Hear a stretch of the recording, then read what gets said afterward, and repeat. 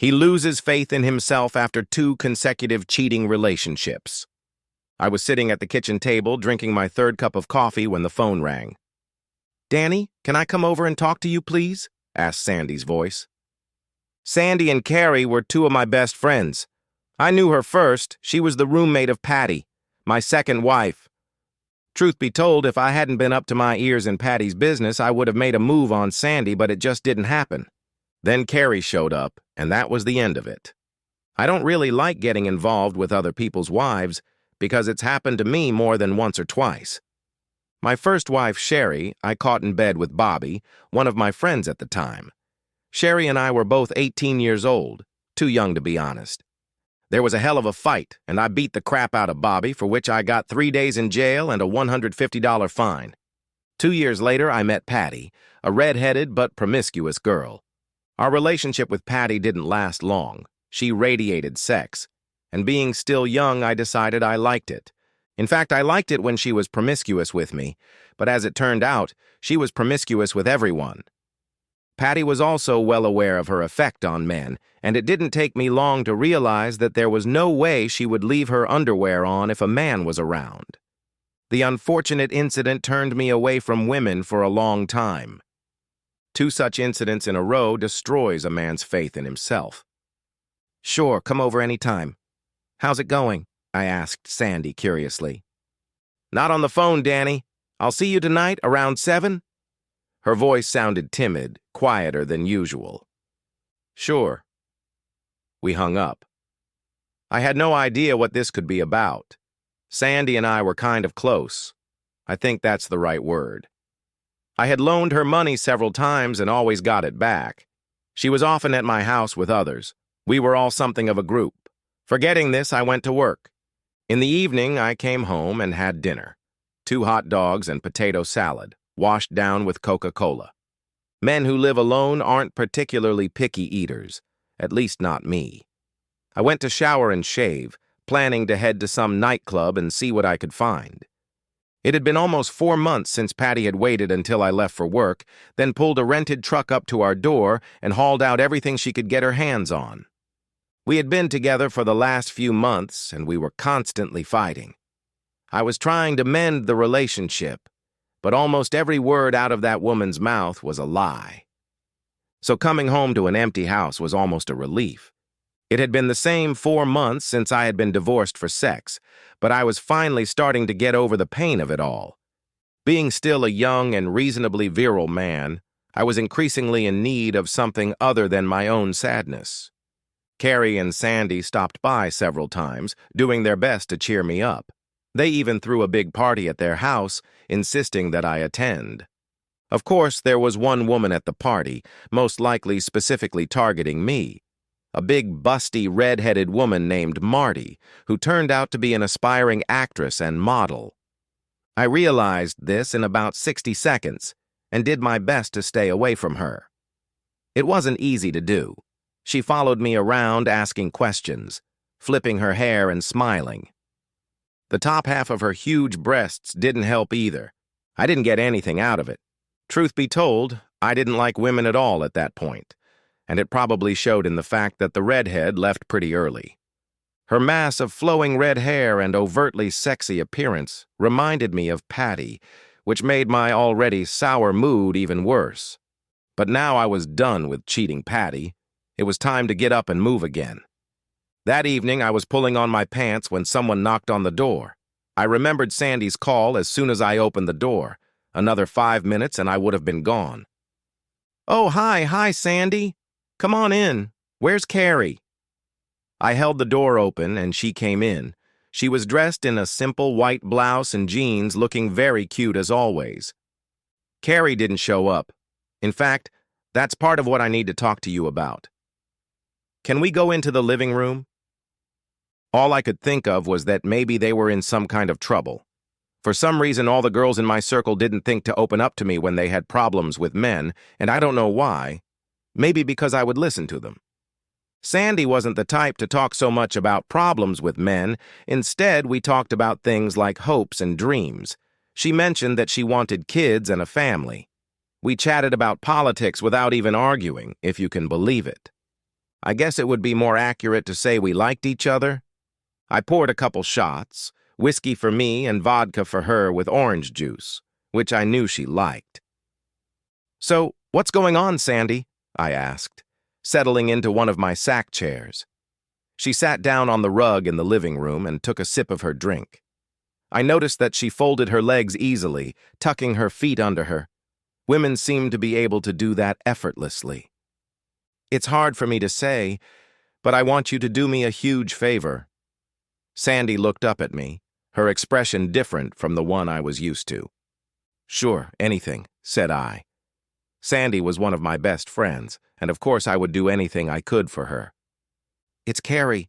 He wants me to sleep with another man," Sandy blabbed. That's something I didn't expect. Carrie was always playing games, making sexy jokes, but that was just Carrie. At parties, if any of the women dared to wear a top with a bow tie in the back, Carrie would get him sooner or later. It happened so often that we all came to more or less expect it when everyone got a little drunk. The girls kind of expected it too, which is why some of them wore tops like that. More than once we heard outraged yells and looked up and saw Carrie racing down the beach, waving one of the girls' tops around, and they were trailing behind him, their bare breasts bouncing. Very funny. Sandy was a little more conservative. She wore a more secure suit, so I never got to see her breasts, but the part I did get to see was certainly quite beautiful. Like I said, if I hadn't been involved in that mess with my second wife, Patty, I probably would have made a move on Sandy. But that never happened. We were just buddies. One day I remember we were all on the river, boating and having fun.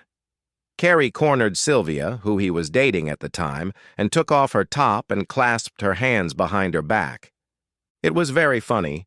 Sylvia didn't mind because she was amused. She also barely managed to free herself without Carrie getting her bottom, although he certainly tried. She reached down and tugged his swim trunks down with a jerk, wrenching herself free when he let go of them to pull them back up. We all roared, looking at poor Carrie standing there without underwear. That did him good. After that, we teased him to no end. Mike, one of the guys who provided the ski boat, stood up and started singing, "Is That All There Is?" sounding a lot like Tom Jones in voice. Very hilarious, let me tell you. Of course, during that period, Sylvia and I woke up together a couple times after one of the parties. In fact, I think she woke up with almost all the guys during that time. It wasn't hard to see Sylvia's bare breasts. Everyone had seen them at one time or another. All of these things belonged to Carrie alone. Like I said, we were all pretty close friends and things were often passed around.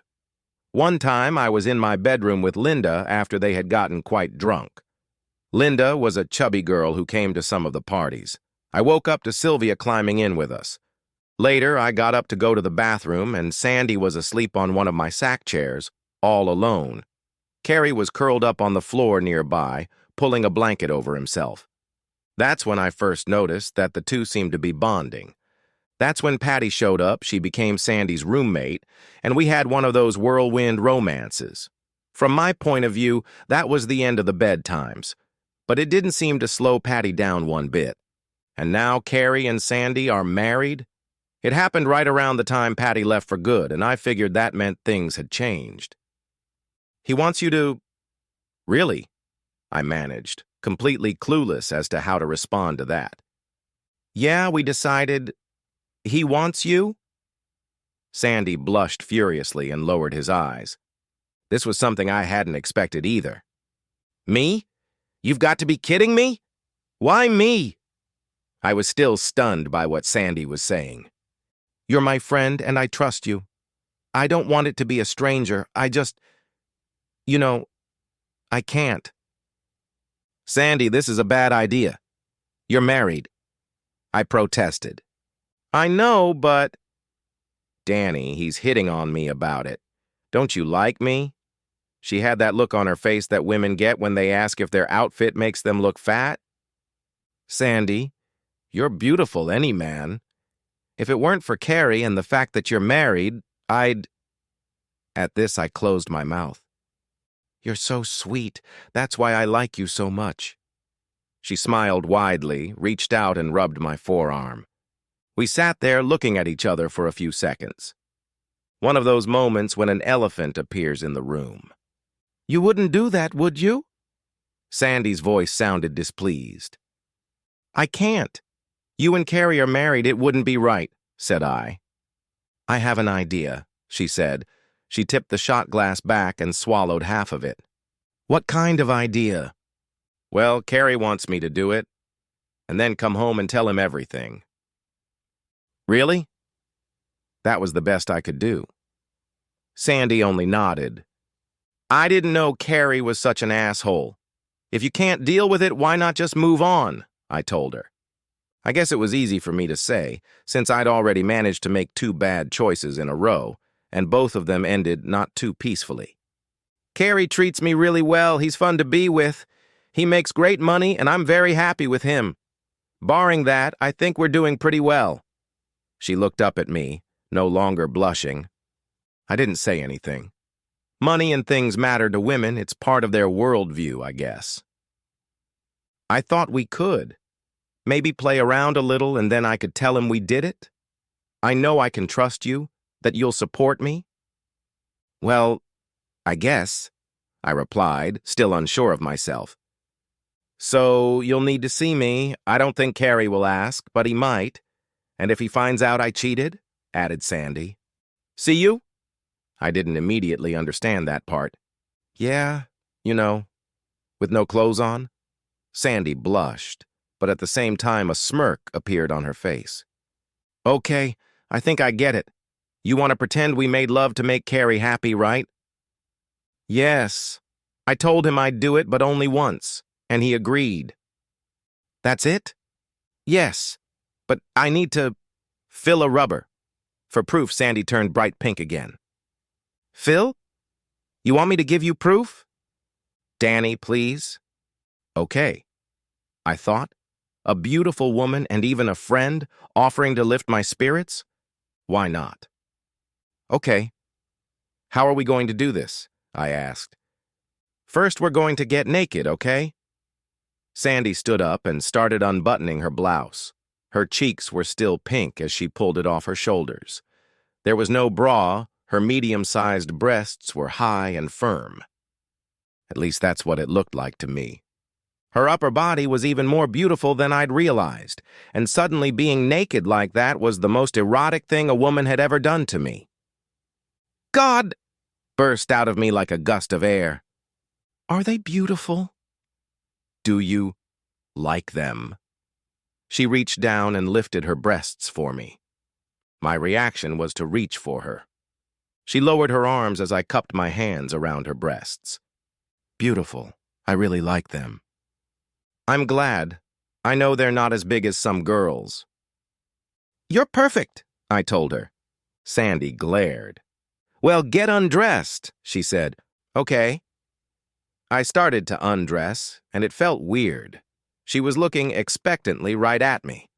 I barely had time to get out of my underwear before she handed me the contraceptive. Okay, let's get started." She pulled down her jeans. There was a small red heart-shaped tattoo on her pelvis. Her rather conservative bikini, which I'd seen her in many times, hid the tattoo perfectly. "If Carrie ever asks, now you know, okay?" Sandy grinned. "Okay." I couldn't take my eyes off Sandy's body. She noticed it too. "Does this part of me look okay?" She couldn't hold back a slight giggle. "Geez," was all I could manage to mumble. "Sit over here." Sandy pointed to the bag chair. I lowered myself down, leaning back. "Do you like it?" she asked at one point, getting a grunt from me. This was crazy. Me sitting in my sack chair getting a great massage from one of my best friends? A woman who is married to another one of my best friends? If he didn't know about all of this, I would never have allowed myself to do such a thing. I guess. Besides, it seems like Carrie thought we were actually going to have sex. Sandy got proof of our sex and said, "Okay, I'm going to go." "Okay." I lay there watching her get dressed, then she froze for a moment and looked me over from head to toe. I looked her over from head to toe, thinking about how I had definitely messed up when I was with Patty. Even dressed, she looked beautiful. I was lying unclothed like a jaybird on a beanbag, and she was scrutinizing me. "That was fun. You should have asked me out." Then Sandy giggled and walked away. I lay there for another long time. Then I got dressed. I didn't go out anywhere that night. Instead, I watched TV and then went to bed. I remembered part of the dream. Sandy was standing naked at the foot of my bed and smiling. Waking up, I looked at the clock. It was 4 o'clock in the morning. I ran into Carrie and Sandy at a party about 3 weeks later. Sandy gave no sign that anything had happened. She came up to me, gave me a hug, and kissed me like she always did. Later, we danced together. Fast dances with lots of jumping. It seemed that every time I looked in her direction, she turned around. I realized she was having an effect on me, but there was nothing I could do about it. If things would have been different if I had just asked her out, who knows?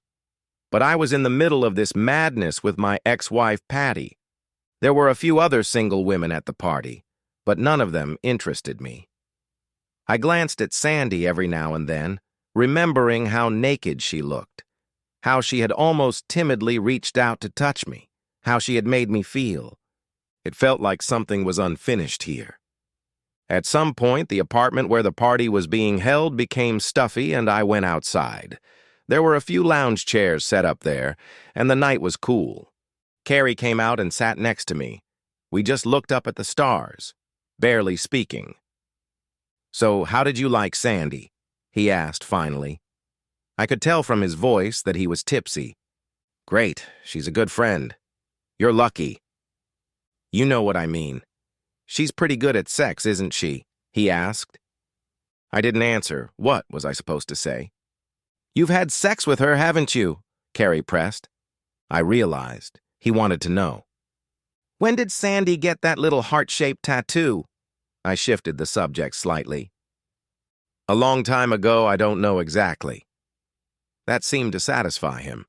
As I looked at Carrie, I realized I didn't really like him.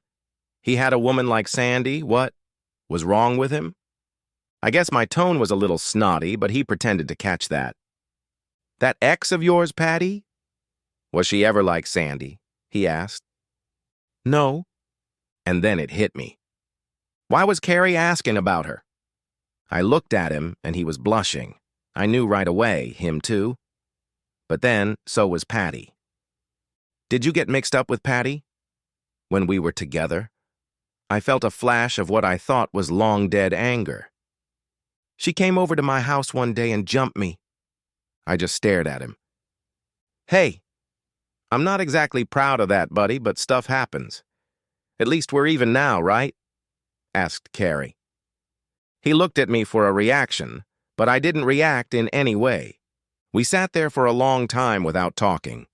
Carrie got up to go into the house, but then stopped. "Dan, I know you probably think this is all weird, but I really love Sandy. It's just that sometimes I have problems." Problems? I looked at my supposed friend, and he blushed. I knew what he was trying to say, but I didn't need the extra information. "It turns me on, when I think about Sandy doing it." I nodded. I'd heard of such things, but didn't understand them. But it was ringing in my ears. I would never think of touching Sandy except in a situation like this. But my friend Carrie was with Patty? Back when we were having problems? Not in the open, but behind my back? I don't want to lose her. Is that what this is about? I know I can trust you. That's why I chose you. But just this once. I was well aware that I hadn't chosen him, but Sandy. "Carrie, it's okay. I don't mind at all." God, how stupid that sounded. Carrie nodded, turned, and went into the house. I got up, walked to my car, and drove home. A few days later, I was sitting at my desk drinking coffee when the phone rang. "Hey, Danny, can I come over tonight?" Sandy's voice sounded excited. "Sure, how are you?" I asked, already knowing. "I'll tell you when I get there, okay?" "Okay," replied I. Sandy giggled and hung up. "I know I can trust you," said Carrie to me. Suddenly, I wasn't so sure anymore. I know. It was wrong. But Sandy told me she wanted to be with me, and truth be told, by then I wanted to be with her. By morning, we both realized it. Or rather, I didn't know. I found out when I woke up and she was sitting on the bed with tears in her eyes. "What's wrong?" I asked. "I don't want to go back to Carrie," she said. "Then don't." "Really?" "Yes, really," I told her. She piled on top of me and started covering my face with kisses. Yes, we both knew. Breaking up is hard, and I know that firsthand. The third time was a big fuss. Lots of yelling, threats, but Carrie probably didn't want to go one-on-one with me. He called and threatened to shoot me, but he never did anything about it. Perhaps this was my response to that. "Don't let anything but fear hold you back," I told him and hung up. I also found out that I was wrong about one thing. Not all women care about money. Sandy never asked Carrie for anything. I should probably feel very guilty for having sex with someone else's wife. But I didn't. The guy did it with me. So like he said, we were even. I just didn't get her back. I also know it all worked out because now, almost 20 years and 3 kids later, Sandy is still here. In fact, when she came to me that night many years ago, she just never left. We both discovered that not only did we love each other, but we had been in love for a very long time. It's funny how something can be right in front of a person's face and not be noticed. Once upon a time, I used to stop by Sandy's house a lot just for fun. Just because I wanted to, and why. I didn't give it much thought. Then one day, Patty showed up there looking very sexy. It stopped me from finding out the truth for a while. Carrie? He'd be damned if he didn't marry Sylvia, and that worked out just fine. So, as it turns out, Carrie did me a favor. The end. Subscribe to my channel. Thank you.